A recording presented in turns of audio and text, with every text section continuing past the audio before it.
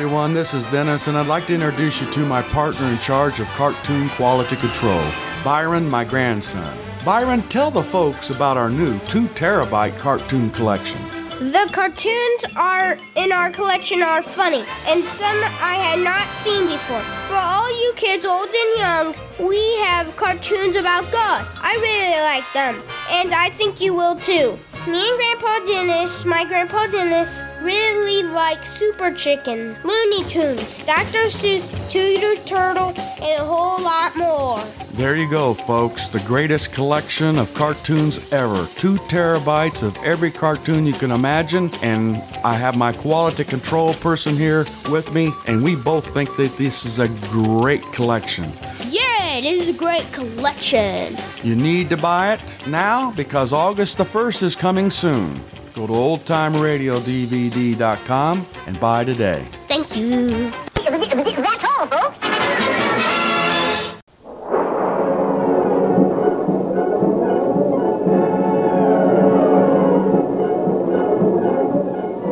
Presenting the amazing interplanetary adventures of Flash Gordon.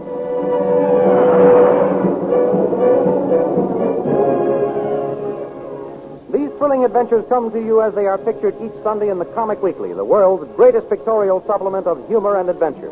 The Comic Weekly, now printed in 32 tabloid-sized pages, each page in full 4 colors, is distributed everywhere as an integral part of your Hearst Sunday newspaper.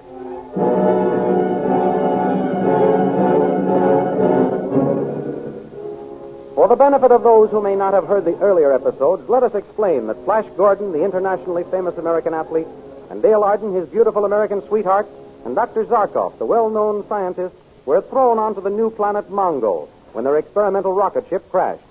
After a series of adventures with the Emperor Ming the Merciless and his beautiful daughter Arora, who fell deeply in love with Flash, the two Americans, together with Dr. Zarkov, soon Prince of the Lion Men, and Prince Barin, were sentenced to the prison city of the Hawkmen. There the men were tortured, while King Vultan, mighty ruler of the Hawkmen, made plans to marry Dale. Flash and his companions escaped from the torture chambers, and Flash found Dale in time to save her from the marriage. But they were trapped by soldiers and again fell into Vultan's hands. Then there was a terrible rumbling sound. The floor started to shift, the walls began to crack open, and the lights went out. Now we continue the story.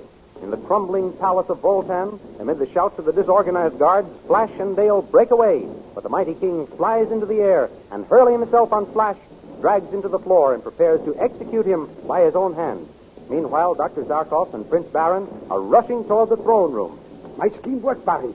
Now to drive our bargain with Vultan if we are not too late. With the light beams diffusing at the present rate, friend Zarkov, the city will remain in midair only for another half hour. If Vultan will listen to us, there is enough time. But we must not waste a minute. Here we are at the throne room. Look. Vultan has his sword at Flash Gordon's throat. Stop! Stop! Wait! Hey, who dares give me orders? I can save your city. But if you harm Flash Gordon, I'll doom this city and all of you Hawkmen to destruction. But all my radium's gone. You destroyed that yourself. How can you save us? Prince Barin and I have been experimenting with other atom rays. Experimenting. Enough of this. I should have killed Flash Gordon but for your arrival and bluff. Now I shall finish the job. Oh, Flash, my darling. Be brave, Dale. This big windbag is bluffing now. Bluffing, am I? I'll show you. Listen to us, you fat fool. Your city will remain suspended only 20 minutes more. There is no time to waste. What do you think you can do to save the city, you wizard? We have found a way to make new light beams to hold the city safely suspended in the air. What kind of trick is this? It's no trick. Then let us see what you propose to do. But what? I will save your city on one condition. You know when to drive a bargain, old wizard of the earth. Very well. Flash Gordon shall go free if you save my city. You must also free Dale and Zarkov and Barin. Absolutely. Be quick, Vultan. The precious minutes are flying. Give us your answer. I'll pardon you all if my city is saved. Good. Then follow me. Where are you going to take us? Into this private elevator first. Where are we going, Dr. Zarkov? Barin and I discovered a room under the Hall of Atom Furnaces which had been stored with scientific apparatus. With the help of slaves, we constructed my newest invention, didn't we, Barin? Yes, we did, friend Zarkov. I only hope this bull-headed monarch hasn't delayed us too long with this arguing. There isn't much time left to save the city. We're tipping over. How much further do we have to descend? We will be below the foundation in a moment. What is this remarkable discovery, wizard of the earth? You shall see, you shall see. We're here. Hurry out, everyone. Hold fast to my hand, Dale. Oh, Flash, do you think Dr. Zarkov will be able to save us? I know he'll do his best. There is my invention. What is that mass of tubes and wires? This electrical machine is an atomic light solidifier. It will strengthen the beam? Yes. Keep everybody back, Barin. I must have room to work. Stand back, everybody. Barin, do you think this machine will work? Quiet. Professor Zarkov is throwing the switch. What is that weird bluish light? The new rays made by the atoms, Dale. Why, the city seems to be getting back on an even keel. By Tau, so it is. How is it working, friend Zarkov? Splendid so far. The light beams supporting the city are becoming stronger and stronger. Then the city is saved. The city is saved. By Tau, he's done it. All of you are free. My Dale, you're crying. I'm so happy we're saved. Zarkov, come here. He said he could do it, and he did. Yes, King Vultan, you summon me? Zarkov, you shall be my head scientist. Vultan, this is more than I expect. I am grateful, deeply grateful, and appreciative of the honor. Flash and Dale, Yes, Impressive Majesty. What is it, King Vultan? as proof of our future friendship, I shall give you a royal wedding tomorrow. And tonight, we shall have a banquet to celebrate it. Having a good time, Dale? Wonderful time, Flash. It hardly seems possible that we should be married tomorrow. I don't dare believe it until we are actually being married. You mustn't feel that way, Dale. It's just nerves. Well, my friend, tomorrow will be the big day. I'm not so sure. Dale is just worrying about nothing, Barin. It's almost tomorrow, Dale. What can happen now? During the excitement of the threatened destruction of the city, the Princess Aura disappeared. Oh, is that all that worries you? I should think you'd be glad she's not here. I am. Well, lovebirds, are you enjoying yourselves? Oh, yes. Thank you, Impressive Majesty. Majesty! Majesty! Eh? What is it? The air fleet of Ming the Merciless is approaching the city. Oh, this means trouble. What did I tell you? There'll be no wedding for us tomorrow. We'll die fighting. No, Vultan. Let us take our chances on escaping.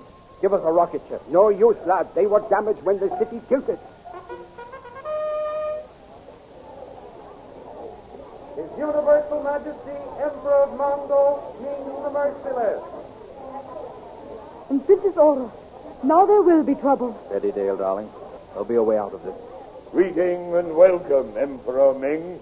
So, Vultan, you have become friends with the prisoners. Turn over this Earthman to my torturers. And to me, deliver my promised bride, Dale Arden. I command it. No, Father. You promised Flash Gordon to me as my share of the spoils. Hold, Ming. By the ancient laws of Mongo, by the sacred laws of the great Tau, who is all wise, I call for a tournament of death. A tournament? And this fellow Flash Gordon would enter? Yes. Fine sport. A tournament. And all the planet will see him fail and die. So be it. Between four mountains nestles a mammoth bowl-shaped arena, toward which most of Mongo pours in never-ending streams. It is the day of the start of the Tournament of Death, in which all of the contestants but one will meet death. And Flash Gordon is going to enter. He and Dale occupy seats of honor in Vultan's box. Princess Aura enters the arena on a golden throne carried by 6 blue dragon men. Here comes Aura in all her glory. He's wild, treacherous, and cruel. That's my boy. He's up, you gave. Oh, I don't know about that. Here comes Ugrid, king of the lion men. Dragon men are frightened by the lions. They've dropped the princess. Oh, stay where you are, my boy. Prince Barin is already picking her up. He seems to be smiling at him. I wonder what he is saying. Prince Barin, you have saved my life. Why did you do it after the way I treated you? Because, my princess, you are a woman, a beautiful woman, and I can no longer deny the fact that I love you. But whatever it is he's saying, I wish he'd get interested in somebody else and leave you alone, Flash. The tournament is about to begin, Flash. There's your horse. Here, take this sword, my boy. It's the one with which I became king of the Hawkmen. Take it and justify my faith in you. And my faith, too. Thanks, darling. And thank you, Vultan. I'll do my best. In another box, Prince Barin reaches a decision. Zarkov, I'm going to enter the tournament, win back my kingdom, and Ming's daughter, Princess Arora, for my bride. Do not be a fool, Prince Barin. Why run the risk of being killed? Wish me luck, my friend. I go to do battle.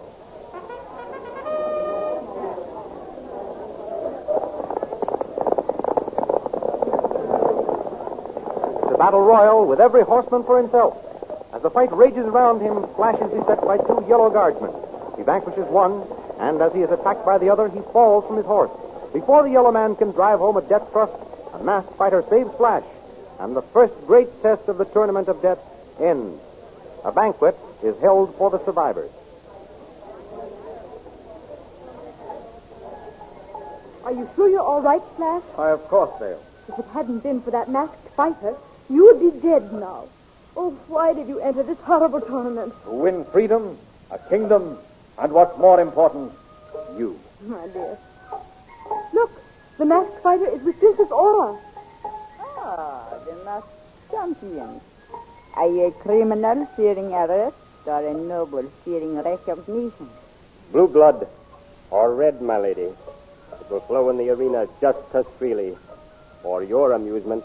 Here, wear this scarf as a token, but do not stain it with your blood. Fair lady, a kiss from your gorgeous lips, and I would face the legions of Tau. Insolent one. I'll have you tortured. Who can punish the living dead of the tournament? Goodbye, you beautiful devil. I go to fight for your hand. That masked champion. I swear I know his voice. The call has sounded. I must go back to the fight. Goodbye, Dale. Goodbye, and good luck, my darling. Oh, King Vultan, when will this awful tourney end? I know it seems horrible to you, little bird, but it is better that Flash should die honorably in the field of battle than at the hands of Ming's torturers. If he wins this final event, he will be a king, and you will be his queen. The trumpets blow and the last contestants line up. 2 by 2, they mount the sky rope stretched over a flaming pool to joust with swords. And one after another, they are eliminated by death. Finally, only Flash Gordon and the masked champion are left. Flash loses his balance and falls down toward the flaming pool, but his hands catch hold of the rope and he hangs on. The masked champion, thrown off balance, also falls, but saves himself by grasping Flash Gordon's leg. His mask falls off, revealing Prince Barin. The crowd demands that both men shall live, and they are brought before Vultan and Ming the Merciless. None of your trickery, Ming. Proclaim them both kings. So be it. But I shall choose their kingdoms. To Prince Barin and my daughter Arora, I give the kingdom of the forest. To Flash Gordon and the Earth Girl, I give the kingdom of the cave. You fiend.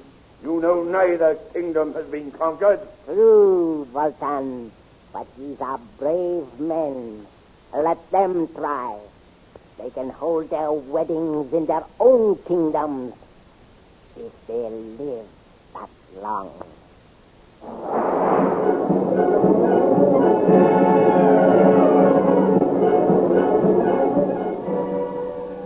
What will happen to Flash Gordon when he attempts to rule over the unconquered kingdom of the caves?